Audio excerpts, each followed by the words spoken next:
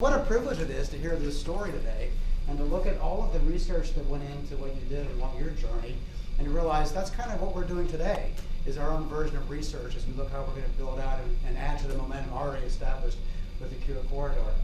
So what I hope today is that I have questions. I'm a former newspaper man. Was my mic on? Good. Now. Yeah, now it is. Yeah, great. So I have lots of questions, but I don't want to ask them yet. I want to give you all a chance to ask questions first. You're stakeholders in this effort. You know about these issues much more than I do. So before I start grilling Lisa, why don't we see some questions here from the audience? Who has a question? Keep us going. Mr. Mayor. Yes, thanks, John. Well, my question is simply something I found a little fascinating in your presentation, and that was the extent of the talent draw from, I think you said 62 counties across Minnesota. And I realized that this entire program is intended on building up that livability in Rochester as well as anything else. But it does seem like a huge issue with regard to just attractiveness as it sits right now. Because whether and I don't know whether the buses were supplied by the Mayo, but nevertheless, it's still quite an area and time commitment to draw from that far away, at least in some instances, that far away. Good point. Yes, it is an expense that Mayo incurs. Mayo contracts out with the busing company to do this every single day. It's like a little mini hub. Actually, one of the parts of our plan is to move that out of the downtown up just 2 blocks. I know it sounds like short from the way you think about it, but in Rochester it's like 2 blocks. So we want to take that transportation from 2 blocks, move it 2 blocks north, so that we create more of a pedestrian-friendly environment. But it's seriously like a little bus hub right in downtown Rochester by Mayo Clinic. At 8 in the morning, there are dozens of buses, and they have the little sign from which city they've come from, dropping off the employees. It's amazing. It's a great expense to Mayo. They need to do that because, like I said earlier, because of our location. But there are things now floating around Minnesota like high-speed rail. Will that help? From Minneapolis to Rochester, huge controversy as you can imagine around that. But that's something that I think could really be helpful. The busing system will be helpful, and we're drawing them from all over the place. We have to. I do believe that the livability, the downtown, creating the core in downtown is going to help a lot. Talk about some of the challenges that you overcame along the journey. What were some of the biggest challenges that you overcame, and how did you get there? How did you get through that? I mean, I look at the way you built coalitions, and coalitions building is hard work, keeping everybody on the same page. How did you get through all that, and what were some of the challenges along the way? I think you hit it. The coalition building was probably the most important and critical part, not just bipartisan, that was very political, as you can imagine, but just community, county, statewide support. And that was challenging. The community itself, half the people, I shouldn't say half, we did a lot of early research to figure out if this was even something we should do. But a lot of people don't want to change. They like little Rochester. They just like the cozy little world. They don't want the world encroaching on Rochester. And then some people, particularly newer population, are like, bring it on. And so we were caught in the middle of helping people understand we're not going to change the fabric and the authenticity of Rochester because we are known for that. People love us. When they get there, like, oh, aren't you cute? You're so nice to us. And so we don't want to change that. But at the same time, we're drawing talent from all over the place who expect a lot more in a community. So we have to find that balance. Not always pretty. I mean, some people would send notes that were just like, how dare you do this to my world? And others were we're ready for change, bring it on. So we had a lot of people out there creating a temperature check all the time. And it's not for the weak of heart. And then the other thing I would say is you have to stay the course because somebody wants to knock you off your path every day. Every day. Somebody has a different idea than what the plan is, and you just have to stay the course. Resiliency, I guess, is key. I see a lot of people smiling out there, so we're resonating with what you're saying as an issue that's there too. Yes? So here in Arizona, and Scottsdale in particular, obviously we draw a lot of tourism for great weather most of the year. Right. And working for Mayo, I try to avoid my business trips to Rochester in the winter. So what are some things that you had to take into consideration to try and draw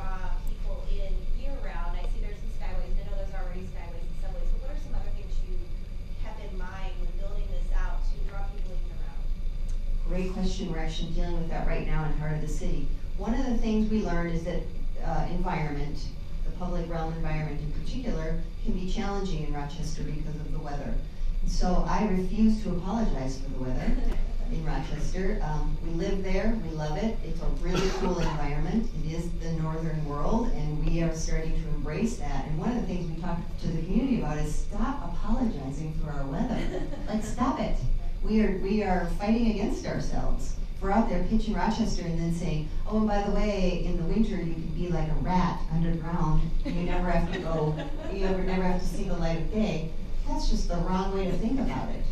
So one of the things we're doing in Heart of the City, which I showed that picture where hospitality, it's the downtown core, is we actually have our planners right now doing public realm planning, and they're trying to figure out, do we do some type of covering over some of the public realms to keep people in a protected environment, and at the same time, don't make it feel like they're in a dark cave. So that in itself, controversy is just surrounds something like this, or the good, people love it, people hate it. Somebody wants us to put like a glass cover over practically the whole downtown Rochester, forgetting about money. And then other people kind of like the idea of weaving in and out of outdoor spaces in Rochester. So it's easy to have an idea until you have to put cash to it, and then, so reality is setting in for us now. We're actually putting plans in place that actually think about the environment. Marion? As you were building this, you're further ahead of where Cure Corridor is. Where would you start first, second, third if you had to do it over again?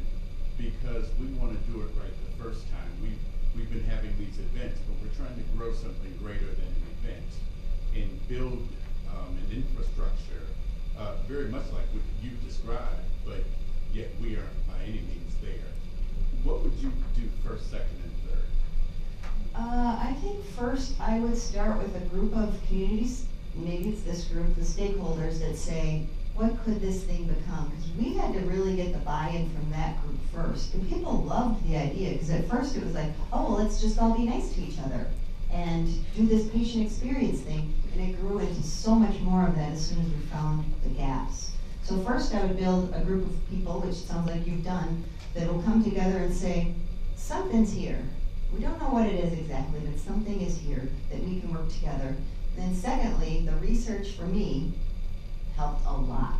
I mean, I could never have done this if I didn't have that solid research behind me. People can look at you and think you know what you're talking about, but until you've got those numbers behind you, it really didn't tell our story. So that would be second. And then third, I guess I would make sure Mayo's with you, because that, Mayo's got its own internal workings, if you will, and that was a big part of this as well, is to make sure they understood the value that they played in our whole process. Remember, Mayo's a bigger part of our community probably because we were so small. But for us, whomever your key stakeholder, if it's Mayo or others, they have to be solidly in understanding what this plan is. I think one of the taglines on one of the slides you had was America's healthiest city. How do you ensure that some of the partners that you bring in, hotels especially, that their employees have access to care to ensure that they are part of the healthiest city? Is there obviously Mayo has a mission, right, to keep people healthy. Do you have sort of conditions or parameters, whatever, that you place on companies that come in as part of the partnership, that that your employees will have access to care and that it's affordable and things like that? We don't on that front. Right now, Healthiest City concept really evolved. Actually, it was an add to our original mission. And it was kind of interesting because when we talked about we want to be the healthiest city, I always say on the planet, we want to be the healthiest city on the planet, then you talk to some of our physicians and they go, well, what do you mean? We have the sickest people anywhere in the world. At least, what's the deal here? You've got two things going on. And so the healthiest city right now, today, we're just building out that part because it means so many things, to your point. It means, are the employees that build in downtown Rochester healthy? But it also means, Are you building your structures with the right light and the right air and the right temperature systems that create a healthy environment? Does it mean population health? Does it mean, it means so many things, and I've been actually looking across the nation right now to find out, everybody's trying to define what healthy cities are. So we're just getting into that, but we don't have particular standards on when companies come, do you have access, for their own employees? It is something that's on the list. I just have a question here. So we're bioinformatics. One of our biggest challenges, even here in Phoenix, is that when we deal with data cohorts, we're not dealing with gigabytes. We're dealing with 500 terabytes. There's huge, massive amounts of data. And they don't actually transfer over the wire. People with fiber still are being sick for 4 weeks waiting for the data to move. So I actually have to go out physically to sites, take disks, and drive them back, or send somebody to go do it. Have you thought forward for startups? I'm just thinking at an infrastructure at a hardware level. I mean, I know it's something we talk about internally. There's nothing in town. I can't take 500 terabytes, dump it into a data center, and I can then process it. The supercomputing center at ASU is completely booked, right? You have to get on the list. So have you thought about that type of infrastructure at a hardware level for processing data? Yeah. You are a mind reader. So 2 days ago, we met with IBM to talk about that exact thing. So they've got products all over the world, as you know, that they've been working on. I know Optum is a big player in that space as well. We know that if you want to do what we call Discovery Square, if we want to do that, one of the big draws and incentives would be just that in terms of data. And so we just started having this discussion with them. They're very, very interested. And the thing about us is they're in our backyard. They live in Rochester. And so to me, it would be very odd if we were without IBM since they live in Rochester. So just had that discussion, particularly as our first building starts to emerge in Discovery Square. Hi, thank you for your presentation. And my question, I'm going to be to international level. In your presentation, you mentioned that because of the plan that you have put in place has attracted a lot of international attention. My question to you is that what areas of interest these international requests for collaboration is about, and also how does your plan incorporate all these strong demand from, in my line of work, a lot of cities from China, they would love to find a brand that is reputable like Mayo to have collaboration, and their experience has been, they weren't able to get a response from Mayo as far as having collaborations. At the same time, I've heard other health organizations has done collaboration with China. So is this something in your economic development plan surrounded by Rochester Mayo Clinic in the future will be open to work with Chinese investments and collaboration in the medical industry as well? Yes, actually, yes, the answer is yes. We are getting great interest from all over the world. Right? I'm actually going on an international trip tonight, so to check out one developer. And so people are interested. We have to do some due diligence on that because some people would like to invest in Rochester but not do anything. They just want the land, particularly right now because everything's like crazy high. But we actually have quite a few international investors already starting to invest in DMC. And you know this, and every group that we work with has a different pace, has a different culture, has a different sense of urgency or not. And it's been actually quite fascinating for me to see the ebb and flow of these different international investors. Your particular question was about China. We have had interest from China, and right now, I mean, I can't talk about particular projects that people are interested in because the speculation goes crazy once you start to announce a company we might be working with. But the short answer is we do have great interest, and we're trying very hard to be respectful and accommodate all of that interest. I get it that sometimes they're trying to get into Mayo Clinic, And so we're working with Mayo Clinic on some due diligence efforts before we start to entertain discussions with these groups. Moving ahead, what do you see as some of your challenges near term? What are the things that you're worried about as you continue your journey ahead? I guess as we move forward now that we're in implementation phase, as we move forward on this, my biggest concern is pace. So it's great that we have great pace going on. I mean, some people think it's too slow, some people think it's too fast, so I figure we're doing something right.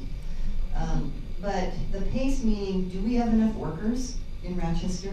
So if we're going to so we just cleared the $297 million mark. We have about $700 million worth of projects in the pipeline right now for over the next couple of years. Can we support those with workers? So we don't have that many construction workers to help us right now. They'll go from project to project, but what if these projects land parallel to one another? So I guess workforce is a very important issue of mine and wonder of mine. And then the other thing is overbuild. So I want to make sure that because people are really all interested in hotels right now, and there's probably 5 hotel projects within a 4-block radius that could emerge right now, and we've got capacity for that. I mean, we've done our absorption rates, and we can do this. But I don't want to overbuild so quickly that the image of something like that and the perception of it could be a bad deal. So We'll take one more question, then we'll move into the next phase of our program. Sure. Do you have a website for someone who wants to apply for like an engineer or someone, worker, just like you're saying? Yeah. They can apply from all over? Well, we have a website, a dmc.mn website, and all questions and inquiries will be answered on that site. It's a pretty comprehensive website. It has a map. It shows you all the projects that are coming through the pipeline. It tells you about each project. It's got the whole plan in it. So have at it. dmc.mn. So can we thank Lisa again for a wonderful presentation, sharing everything with us. We're going to bring 3 others in, and it's up to you if you want to stay. It'd be great if you can. I'll stay, yeah. We may, sure. we may still continue to put you on the spot a little bit. But now I'd like to invite 3 more to join us on stage. Rachel Sacco from Experience Scottsdale, Angela Creedon from ASU, and Breeann Adleman from Mayo. If you all would join us up on stage, and we're going to give an opportunity to have a little interaction with you and see where some of your thoughts are as we talk about all of these great things. You know, you talk about talent. Every healthcare profession that you talk about in the Valley these days is worrying about talent. So I wonder where that war for talent is going to go no matter where you are right now. Are you doing something specifically to look at the talent issue as well? We are. We're growing. We're trying to grow our own. So talent is sort of bookends. Where do you get talent from, and then how can you grow your own? And we've got our education systems working with us, and we've got our Chamber of Commerce working with us, all on growing talent, coordinating it all. And then we're also trying to drive talent here from afar. So everybody's talking about it, but what are you doing about it? So that's what we're at now. We're like, okay, great. Glad we all talked about it for 5 years because we knew it was coming. Well, now it's here. Sure. So I've got some questions for you. And We're on the hot seat, right? You are on the hot seat. All 3 are equally hot, and you can turn the temperature up or down as we go on. But let's just start with a little bit of a warm-up here. Cure corridor. What does that mean when we say cure corridor? What does that mean to you guys? And Rachel, why don't you start this off? Sure. Your version of what the cure corridor is. Well, to me, the Cure Corridor is really the natural extension for Scottsdale of health and wellness. Because I run Experience Scottsdale, I'm thinking about this a bit from the tourism experience. And I love where hospitality meets healthcare. I think we need to work on that here. Before Scottsdale was really the tourism destination that it is today, known for what it's known today, it was really a place where people came for healthcare. Many of you may know that, some of you may not. Even back in the 1920s, when there weren't a lot of doctors here per se, people navigated their way to Scottsdale because they felt better here. There were health camps that were set up to deal with, because of our climate, our dry air, just because of maybe the sweet spot in the universe that we're sitting in with its natural beauty. People came here for health, and when they left, they felt better. So that's an authentic place for us to be. And here we are decades and decades and decades later. And you have resorts here that have wellness programs that are very political, some of them. We have relationships with Mayo and others because we know that medical tourism, as we're still going to call it, is still really big here. And decades later, we just did a rebranding, and what did we find out in our rebranding? That the sweet spot for us, we don't necessarily say these words in our ad campaign, but the North Star for us as we're trying to communicate emotionally with visitors, internally we call it, are we thinking about effortless revitalization, effortless rejuvenation. So we are still on the shoulders of where we started as a tourist destination. And the Cure Corridor is really, I think, the next evolution for us, bringing technology into that wonderful emotional feeling of, I just feel better when I leave after I visited Scottsdale. Angela, same question. Cure Corridor. All right. Can you hear me okay? No?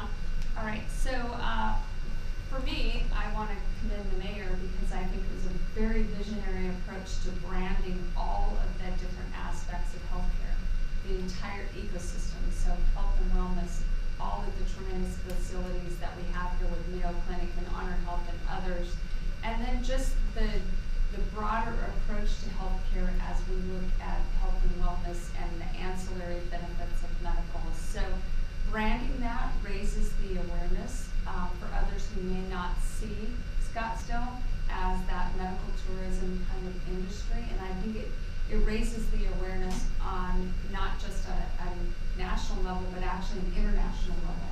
And who would not want to be in Scottsdale if you're faced with having to address a medical issue? This environment itself just lends itself to wellness and you know, we all know that mental health is a huge aspect of recovery. So I think it's just a piece of that branding, excuse me. Yeah. So when I hear Cure Corridor, again, I think the conceptual framework that it provides has really elevated what it is we do here. The collaborations that exist, as well as the elevation of when you hear cure, the implication of this is something that's different. You go here, we really need an answer. And I think the collaboration among organizations, biosciences, so there's healthcare provision, there's education, there's med tech, there's informatics, and the bringing of those together is what's so powerful and what I think we can really leverage when we talk about the corridor. From an outsider standpoint, Lisa, you hear Cure Corridor, you know all about that. What does the outside world think about when they hear Cure Corridor? What does the brand sound like? Well, I think it could have great strength. I think you had great vision on this, Mayor. We spend a lot of time trying to figure, you guys know this, the whole branding thing, and what does each word mean, and what is, I mean, every word matters with something like this. But I actually think it could be a really positive brand. So let's move into some issues, and in light of what you all heard, and what Lisa talked about today, and Breeann, we'll start with you. What are a couple things that you need to, that they're doing in Rochester that we should maybe be thinking about doing here? Or what did you learn a little bit today that helps add to the momentum of what's happening here at the report? Well, I have the benefit of knowing a little bit more about Mayo Clinic and DMC, but I think the power of place, as Lisa talked about, just recognizing, you know, what is that part of the city for us? And how do we define it? How do we talk about it publicly? And also, how do we connect it to what else is happening in our broader community? For Mayo Clinic, that's important because we have 2 vibrant campuses. But as we collaborate with others in the city and in the state, that's going to be important, I think, for us. I think, you know, and this harkens back to my background as a planner, but the power of a plan, the power of really putting a stake in the ground and saying, okay, here's where we are, here are the collective assets that we are starting from, and what do we want to build, and why do we want to build it?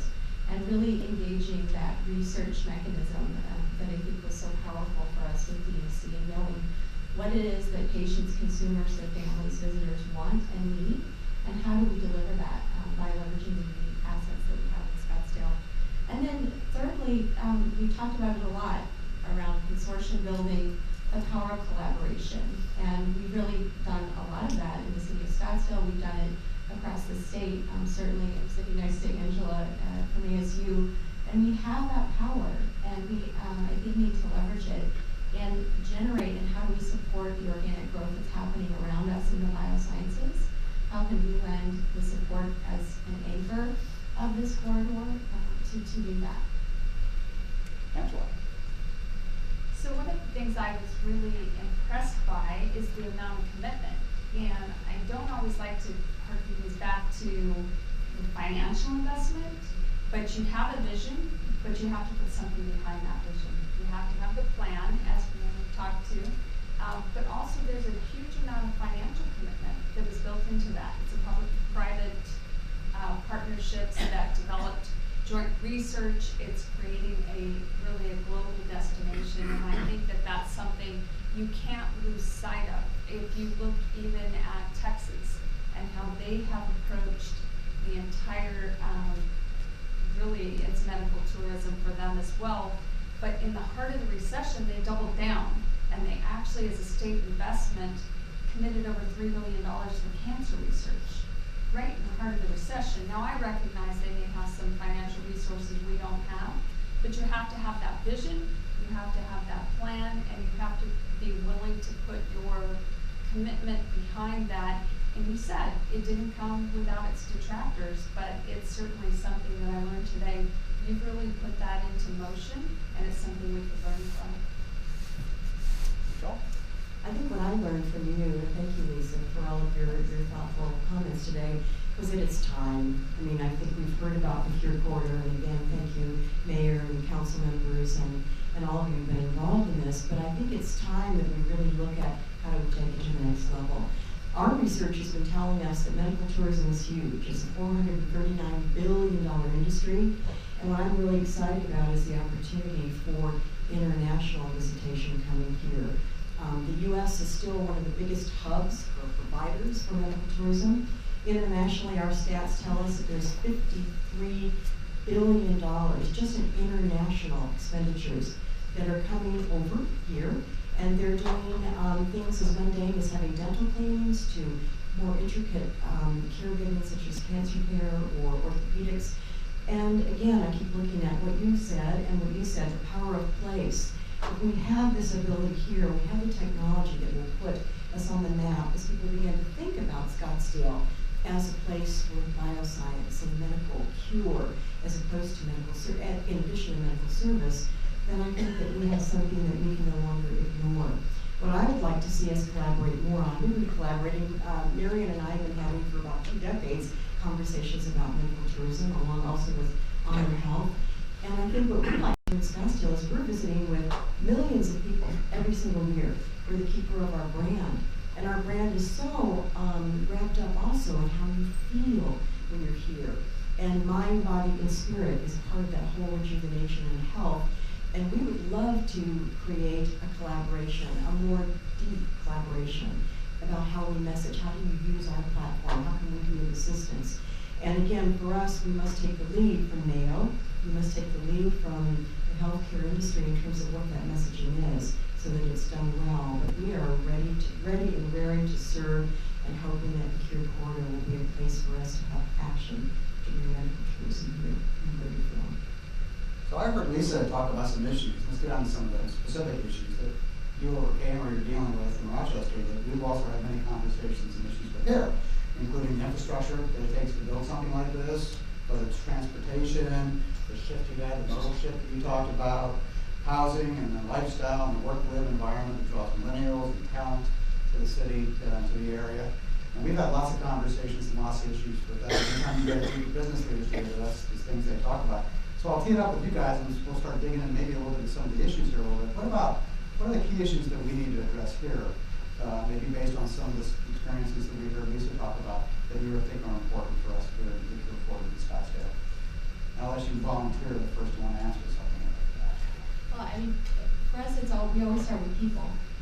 And where are we getting the talent? We're lucky to be in the environment we're in. We are able to recruit world-renowned physicians, scientists, allied health staff. But I think as we talk about exponential growth, one of the things we talk about is where will we get the talent, not only at that highest level of expertise expertise, but the supporting infrastructure that we need to support that growth? Do we have the environment, as Lisa was talking about, the live, work, play, urbanized environment that we hear so frequently is meaningful and desirable to millennials and others?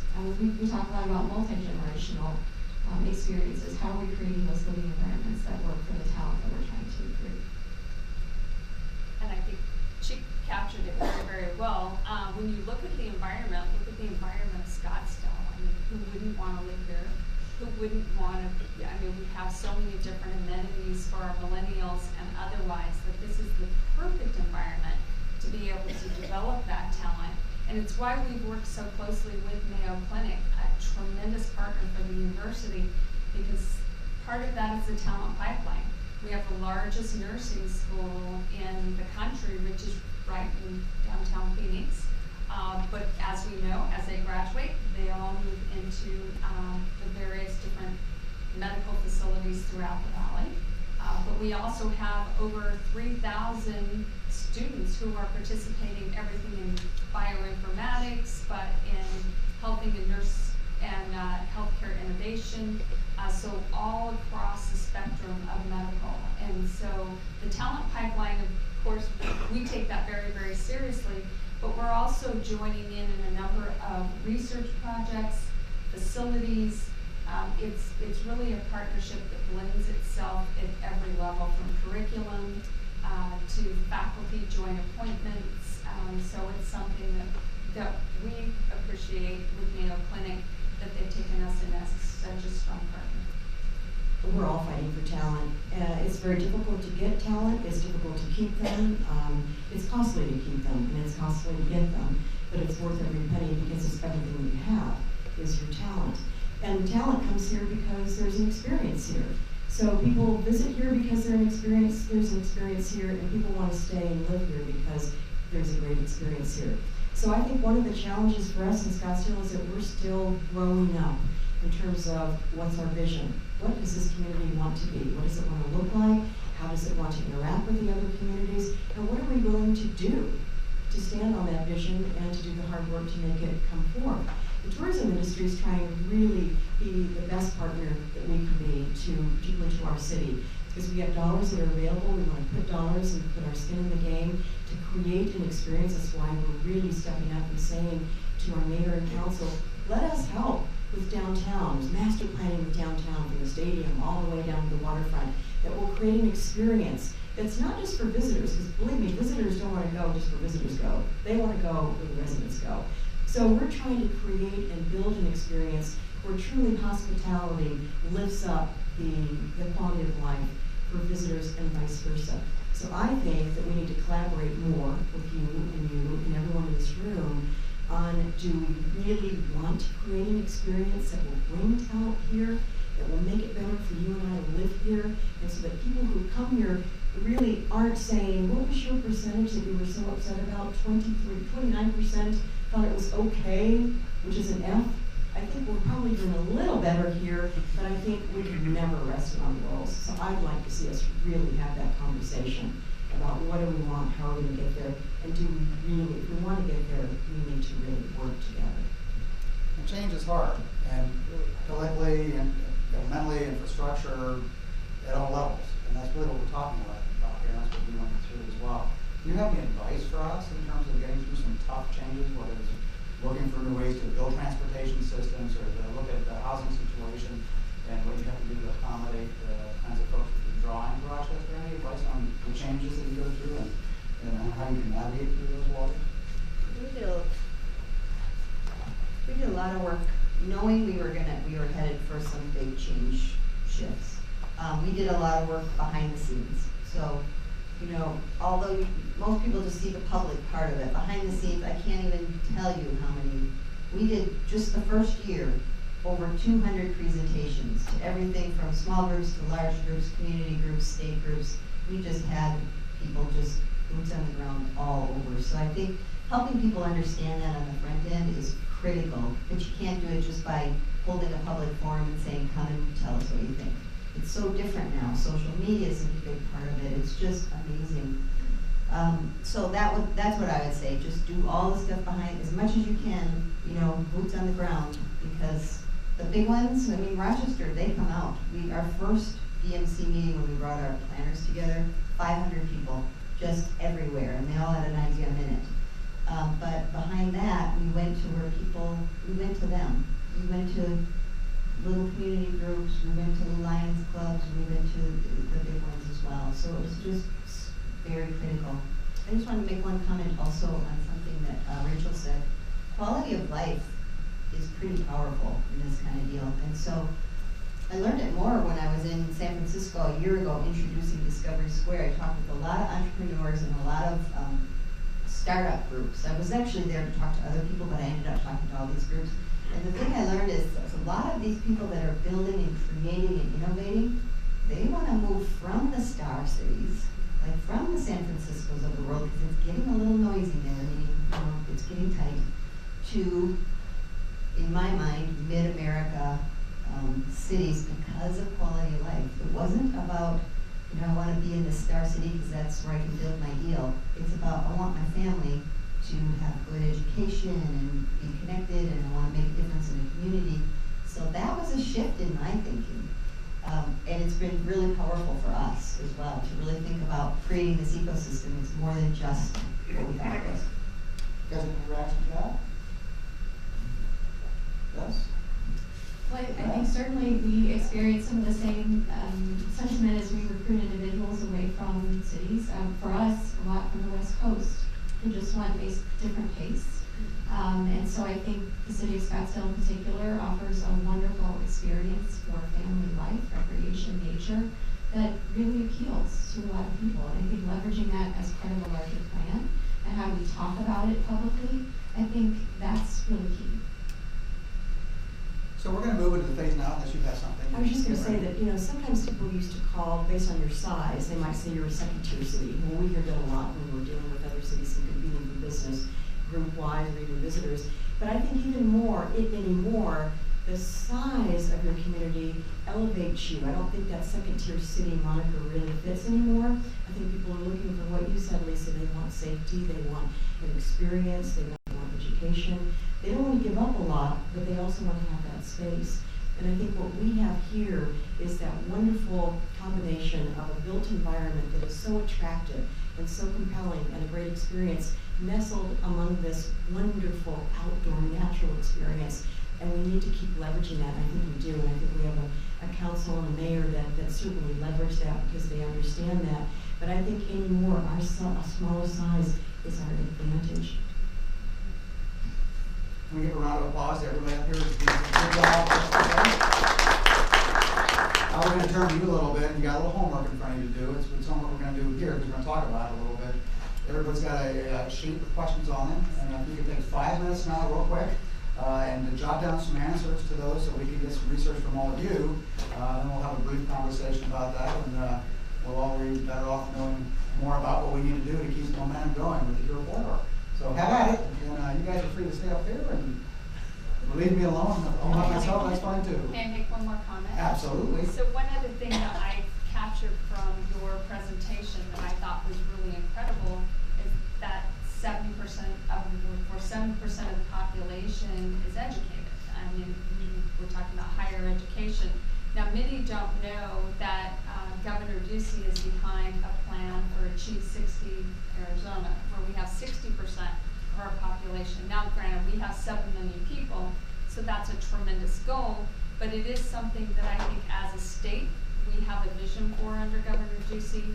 I know many support that. Scottsdale is a very highly educated community, but it's something I captured in your presentation about education touching that entire ecosystem of Rochester. So, Angela, do you mind? Oh, absolutely. You're the boss up here. No, you're the boss. So, Angela, one thing about education, you know this, of course, I'm preaching to the choir, but for us, as we have companies that come to Rochester and want to relocate to Rochester, one of the first things they ask me is education. How, and not only about their families, where do I get my kids educated, but how will your education arm fill our workforce for the company we are going to relocate here? So we've been very careful to make sure that we partner with our education partners to say, Yeah, actually, they're building curriculum now in Rochester just for Discovery Square and just for the things that we're gonna build. The educators are building curriculum on that front. Hospitality, we're having new curriculum for hospitality education so that we can fill these hotels with the right people. So it's been an eye-opening experience for me to make sure that we keep all facets of this thing on the front burner. That's really good points. So you had a chance to start filling it out, and when we're all sitting here together, why don't we start asking for some feedback on some of these questions? The first question was, what are the top 3 things you heard about today that you think could be explored and why, and anything you don't think are suitable for Scottsdale? This is the audience involvement part, so let's have some feedback. Mark. Lisa, I'm curious how you're working with the chamber on workforce development and talent acquisition. Are you with the chamber? I am. So I'm the board chair of our chamber, go figure. We work very closely with the chamber. The chamber is critical to this. So the really interesting thing about Rochester has been the feedback we get is, what about the small businesses? And then what about the large businesses? And we have small and large businesses that have to work together, just like we do. So we have worked with the chamber on a few things. One, we make sure that our chamber president is with us when we go to life science conferences, when we go to, we wouldn't always make that connection, but for us we made it pretty quickly and realized that the chamber is a powerful ambassador for organizations like this. They also work with us directly on workforce issues, and we actually asked the chamber to lead our workforce work in Rochester because they're putting a tool together to bring everything together, or bring groups together, a tool meaning a website tool, and leading some of the conversations. It's going to be, I think our chamber has now elevated in our community. It's always been a great chamber, but now they're realizing what an important role they play. People had them in a box, and now we've expanded their box, and it's shown its great value, great value. David. Yeah, Lisa, I'm from Iowa, so. You're not getting any of our money. Yeah, but all the folks in Iowa always talk about, they have a major thing they figure out, they're all going to Mayo Clinic up in Minnesota, so they're all heading that way. But now, did you have a hospital is it just the clinic or the hospital in Rochester too? Because I guess the point here is that we have the clinic, which is huge here in Scottsdale, and we have the hospital in our neighbor Phoenix. But is there a nice little bridge opportunity there between the clinic and the hospital? I don't know how those two work together. So Mayo has 3 hospitals in Rochester. Our St. Mary's Hospital, which is a giant, giant hospital. They also have what we call Methodist Hospital, and then within the clinical area, they have a children's hospital. So we do have, it's all integrated. The whole clinic and hospital are all integrated services.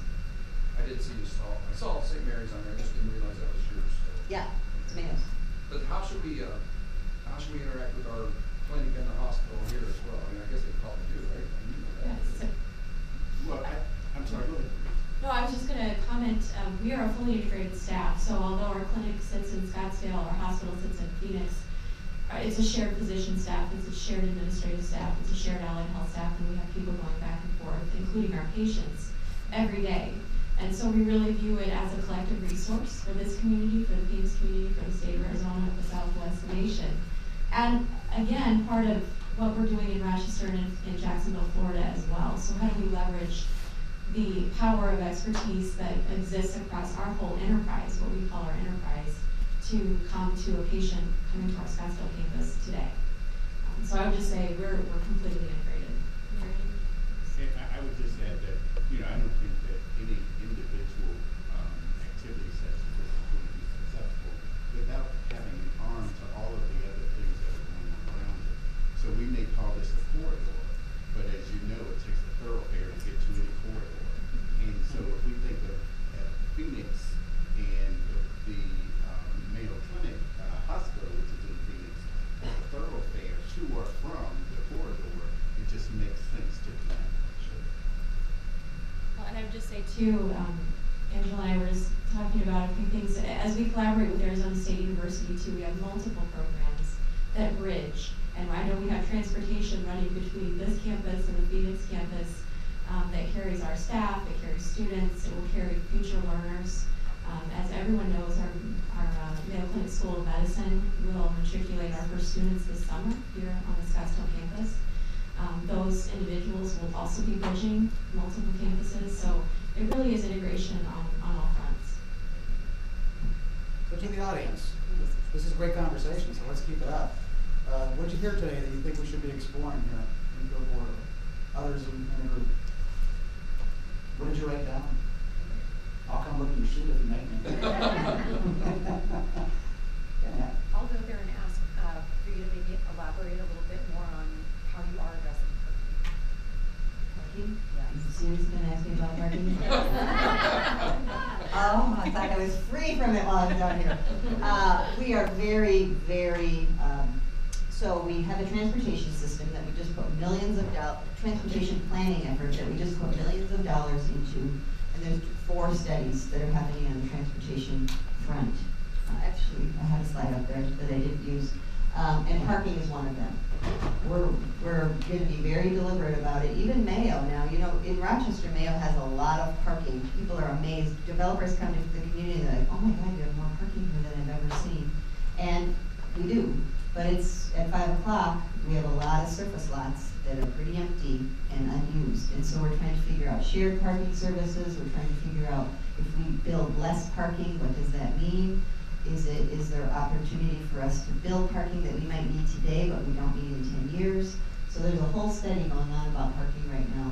And I believe that'll be finished by the end of this year. So tying into that, I think, and to answer your question, I think transportation is going to be a big thing that we need to consider here. I think, Lisa, you mentioned when we got here, you saw lots of great public transportation out in Phoenix and Tempe, but there's not so much up here. And I think It was Phoenix. Yeah. It was Phoenix. Yeah, so I think that's probably an opportunity for us to leverage more. Others on issues we should explore. A couple of hands started going up there for a minute. Where are you? There you go. Well, I'm curious about the different partnerships. You mentioned the partnership with education.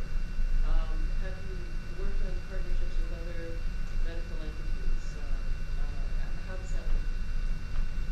Let's see. So in Rochester, there's another organization called Olmsted Medical, and they've been part of our groups from the very beginning. So they we have a lot of task forces, committees, you can imagine. And so they sit at those also along with Mayo Clinic. And then we have the Twin Cities partnerships that we work pretty hard with. Twin Cities, we wondered how they would feel about DMC as we start to build this collaborative. And so far, it hasn't been like, what are you doing down there? How dare you take, efforts away from our world? It's been pretty collaborative. So I feel like we have everybody facing the same direction. But locally, we aren't as large as you. We don't have as many players as you, but they have been at the table. A medical student goes to school to practice medicine, yet they'll practice medicine in some way or another, but many of them will do something very different. Back to this gentleman's question, I think we all worry about that, or your comment, I should say. But the more that we do use this Cure Corridor as kind of an incubator and an attractor for more like businesses, the fact that your business is here, sir, is incredible. I was sitting next to a gentleman here that was talking about something that was way beyond the scientific realm of what I could process. But the fact that he was here in Scottsdale, Arizona was not lost on me. And the fact that Danielle and the mayor and you, Mark, and so many of you in this room are going out and talking to companies that do want to have this quality of life here. And they see the excitement that this particular Cure Corridor is just one area that's attracting new business. So I'm hoping that in the next 5 years, as Danielle's program grows and all of you that are here working in the city continues to attract what we hope will be new employers, that those folks will stay because this is such a great place to live. Any other questions or comments, either for Lisa or for the panel? Mark?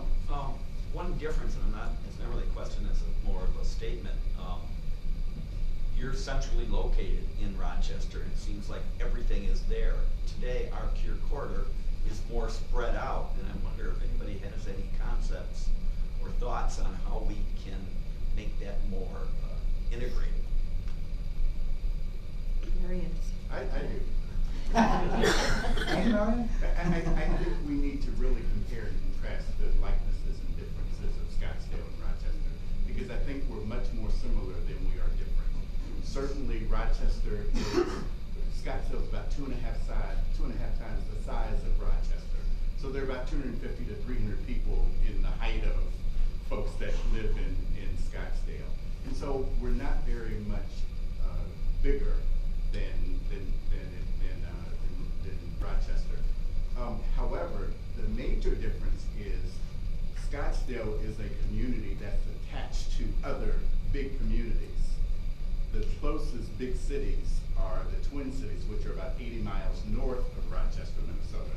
So there's a drive there or a transportation need that's there. So they have to work on that aspect a little bit differently than we might have to work in Scottsdale to attract the same sort of people, talent, patients, learners, on and on. And so that's something that they have to wrestle with that we may not have to. And that's why I think it's so important that we tie our effort to what's going on within our locale, within our region, within our state. And then the other thing that I would say, you asked Don about what are the things that are going to make us successful, what are we not doing. I'm delighted to see you as the token male on this panel, because that's usually not the case. But it's equally as important to see diversity, and we don't see as much diversity as we need to see in Scottsdale and in this part of the country. And young people are looking for it, despite what they look like and who they are. They're asking about a diverse community. And so it's important that we find ways to diversify who we are, who we represent, as we're trying to recruit and attract young top talent. Great point. Other questions, comments? So just to add just a hair bit to what Breeann said, I don't think we should let distance or boundaries limit us. Because as I mentioned before, almost 7 million people in the state of Arizona, so we can't have everything right here in the core of Scottsdale. However, I think they all benefit each other. Rising tide lifts all boats. Good point. How about a round of applause for Lisa and for our panel today?